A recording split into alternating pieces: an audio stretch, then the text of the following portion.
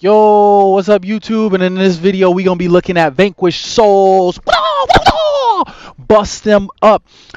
Every video I usually try a new deck, right? So when I try these new decks in rank mode, I usually go down a few ranks. With this deck, I did not go down at all. I actually stayed in my Master Rank 2 the entire time. What does that tell me? Deck pluses way too easily. When I made mistakes, I didn't get punished that badly. And it just reoccurs the power and energy so fast that it generates that fast play style with generating and searching every turn very quickly, that if your opponent doesn't do anything by turn 2, even turn 1, if they don't interact with you some way, somehow, the deck just starts going pew, to the moon and never comes back. But let's go ahead and get into the video. Go ahead, like, comment, subscribe, join the family. Your boy's always traveling and playing Yu-Gi-Oh! I'm still in this basement right now at my pop's house visiting for the holidays, but then I'm going to be back at it. I'm going to go to Costa Rica, Colombia, Brazil, Australia. Yo, go ahead and join the family. Microsoft. All right, so let's just go ahead and get straight into the profile. Honestly, the deck doesn't do much comboing. Like with your extra deck, you don't use your extra deck to combo and do all this crazy shenanigans. You just basically got to play 3 of this card. Obviously, I'm playing the little Cashier because you play the cat. You have to play the Cashiers just because it's an earth and a fire. Have to. But the only other card I really recommend is Goddess of the Underworld, because Mathematicas and all the other the Mech Knight level 4 guy who can't be targeted or destroyed. You know, they use IP Masquerena. They bring out Pearly Nori. You have to get rid of it somehow, and Goddess answers a lot of those problematic cards. So I think the Goddess of the Underworld is kind of a staple at this point, with some decks just putting out monsters that you just can't get over. Since they barely use the extra deck, might as well run it. But these 3 are mandatory of Rock the Vanquisher.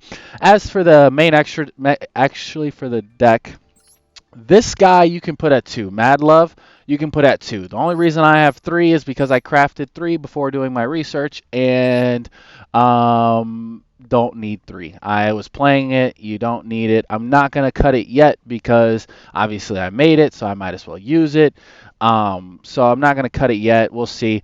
The third Jiolong, that's considered, honestly, I would, if I didn't have a third of this, I would run 2 and 3, because this one's very important. This one helps you search, and you kind of don't have that many fire targets. Since she's a fire herself, she'll be on the field. That only gives you you have a raisin or ash blossoms. Another card you can play over not over, with, is the fire girl right here, level 1 Kirikari. She is amazing. I don't have one. I wish I would have crafted her over the third Mad Love, but is what it is. But I would definitely run 3 of, or 2 to 1, not 3. I don't know. We'll see, because you still want darks too, because this one you need a dark in your hand to draw a card. So Crow is good. This is where I started playing Phantasme. He is amazing. I was playing against Mathematicas, who are, if you've been playing recently, have been on a rise since they got a bunch of new support.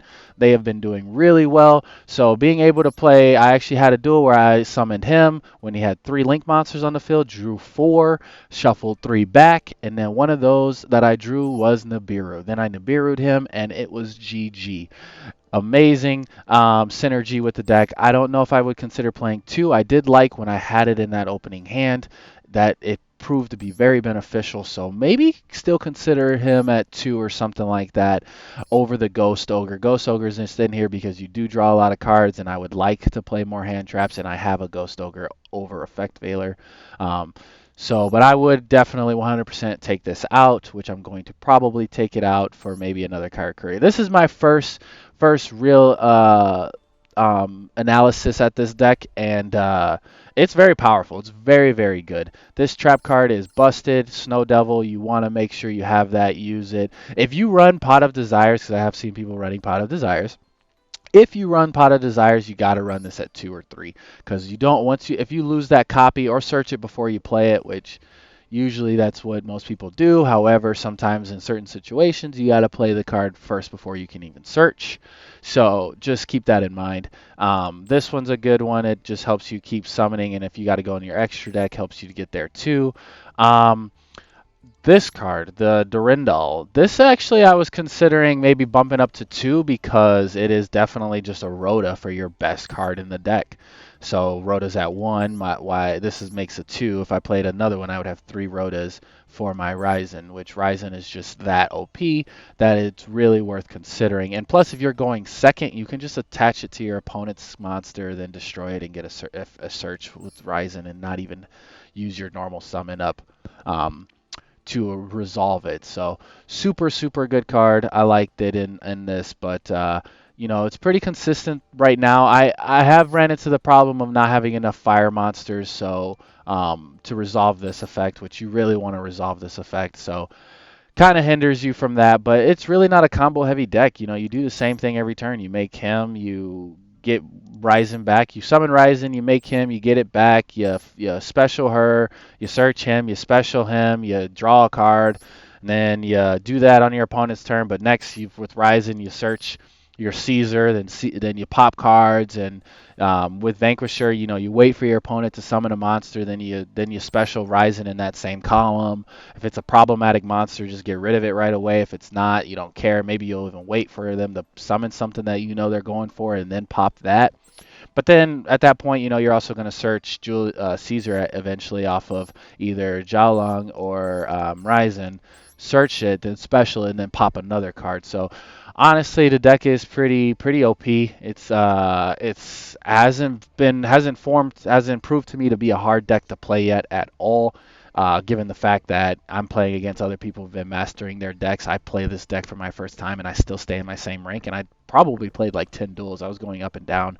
Even for a second there, I was getting a little win streak and almost made it to Master Rank 1 on my first day of playtesting. So that just tells me already the deck is just busted in a general sense. So um, gonna have to make room for this though. I want another fire, so maybe I may play a third of Jowgen. I really don't want to cut this, but I do want to cut it because I created it, so it's like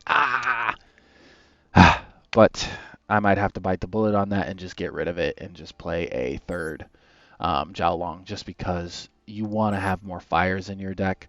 And it's a super. I have enough for super. I could literally delete it right now, get to 10, and then get Kurakari, but we'll see. We'll see if I go that route. But this is currently what I have right now. You can run Desires. Just run another copy of Snow Devil if you decide to go with Desires. You could run Pot of Extravagance. Is that the one that gets rid of cards in your extra deck? You could. You really would not want to hit multiple Rock of Vanquishers, but you could. You technically could, because a lot of these cards you don't really care for. Just the Rock Vanquishers. So you could use it for 1 or 2 if you're really feeling crazy and lucky. At that point I would just probably run a second Durendal at that point and not run Pot of Extravagance, because this card it just basically gets you to the card that you want. Ryzen is all you want to start off with. It's your Stratos. It's your bread and butter. It's like the best card in here. Finra's good. Obviously, you got the field card to get Finra to get Rise Heart, and then that's your other fire in hand. But if you don't open them and you only have Ryzen and a few of your other monsters, then having that other fire in hand, you need it. You need to find it somehow. Since you're playing a bunch of hand traps and a bunch of different ones, all types, I do like to run the cross outer at that point, and then you play 1 tactics, 1 imperm. So that makes just your designated cross out whenever you have it very, very powerful, since you just have so much in your deck that you could get rid of. I did have some replays for you guys. However, the replays will not be here because the new season just started, so it actually kicked out all of my past games, and I had like 2 or 3 past ones that I was going to use. Didn't save them. Shame on me. But that's all right. I'm going to get you guys some replays and walk through the deck and how to play the deck per turn. But it's definitely one of the easier decks to play that I've recently put together. And it's very powerful. Find out for yourself. But appreciate you guys. Much love. Y'all have a good Friday. Deuces.